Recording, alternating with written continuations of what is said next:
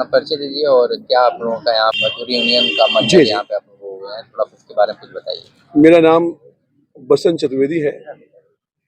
मैं Indian railway मजदूर का अध्यक्ष हूँ। ऑल इंडिया रेलवे एसोसिएशन का जनरल सेक्रेटरी हूँ। मेरे साथ में हमारे साथी कन्हैयालाल गुप्ता जी हैं, इंडियन रेलवे मजदूर के महामंत्री हैं और ऑल इंडिया रेलवे एसोसिएशन के सहायक महामंत्री हैं। हमारे एनबी सिंह जी हैं, या जो यहाँ के मंडल मंत्री हैं। राजेश भाई यहाँ के शाखा मंत्री हैं। ओमकार सिंह हमारे सहायक महामंत्री हैं और मनोज जी हमारे जो है संगठन मंत्री हैं। तो हम सब लोग आज एनी रेलवे मजदूर जो भी 8वें वेतन आयोग की घोषणा सरकार ने की है, वो 8वां वेतन आयोग का स्वरूप कैसा हो, कर्मचारियों के बीच में जाकर के उनको बताने का काम कि आप अपने डिपार्टमेंट से संबंधित जो भी आपकी परेशानियां हैं, जो भी आप चाहते हैं कि आप कुछ उसमें 8वें वेतन आयोग में आपके अपनी तरफ से, अपने विभाग की तरफ से, डिपार्टमेंट की तरफ से कुछ नया आप उसमें डालना चाहते हैं, तो उसके लिए हम अवेयर करने का काम कर रहे हैं। साथ ही साथ हम ये भी कहेंगे कि जो ओपीएस की लड़ाई चल रही है हमारी, सरकार ने एनपीएस की जगह पर यूपीएस लागू कर दिया और हमारी मांग है ओपीएस की। हम चाहते हैं कि कंट्रीब्यूटरी पेंशन स्कीम समाप्त हो और पुरानी पेंशन जो हमारी पहले 114 के पहले थी वही बहाल की जाए। हमारा इसमें यह भी कहना है कि जब सरकार के नुमाइंदे या उनके जो माननीय विधायक, सांसद, मंत्री सभी पुरानी पेंशन ले रहे हैं, तो एक ही देश पे एक विधान, एक संविधान, एक निशान, एक झंडा और एक कानून की जब बात की जाती है, धारा 370 इसी बात के लिए तो हटाया गया था कि एक देश में दो कानून कैसे चल सकते हैं। तो यहाँ एक देश में दो कानून क्यों कि राजा भरपेट खाएगा प्रजा भूखी मरेगी। अगर आप पुरानी पेंशन ले रहे हैं तो हमको क्यों नहीं? हम भी तो आप ही के जो है वो मुलाजिम हैं।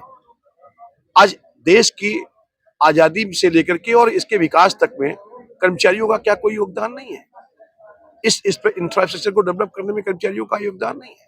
इस रेल को इस स्वरूप में लाने का कर्मचारियों का योगदान नहीं है?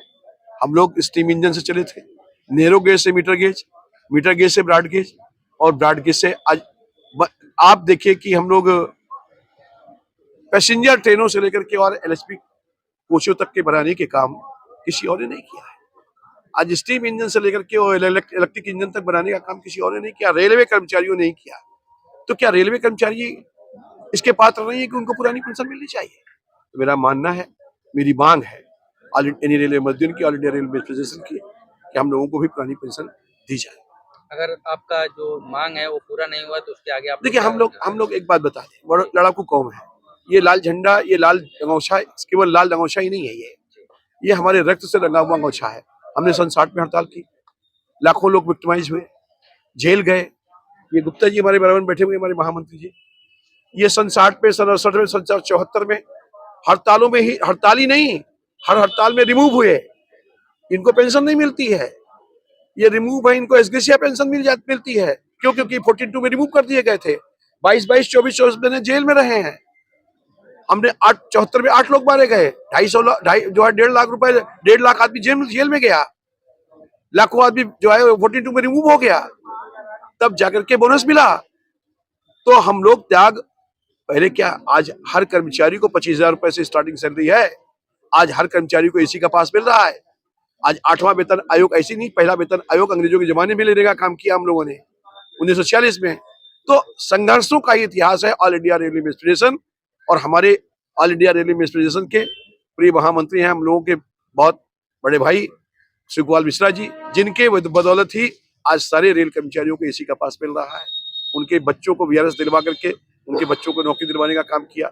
ये उनका एक तरह से स्वप्न था और उन्होंने साकार करके दिखाने का काम किया। तो ये संघर्षों का इतिहास ऑल इंडिया रेलवे एसोसिएशन है। 100 साल से 101 वर्ष हो गया हमारा संघर्ष करते हुए, 1924 से लेकर के आज तक। जब अंग्रेजों के जमाने में इंकलाब करने वाले को गोली मार दी जाती थी, तब इस संगठन का गठन हुआ और तब से लेकर के आज तक संघर्ष करके सब कुछ पाने का काम किया है। तो ये लाल झंडा यूं ही नहीं है, ये किसी राजनीतिक पार्टी का झंडा नहीं है।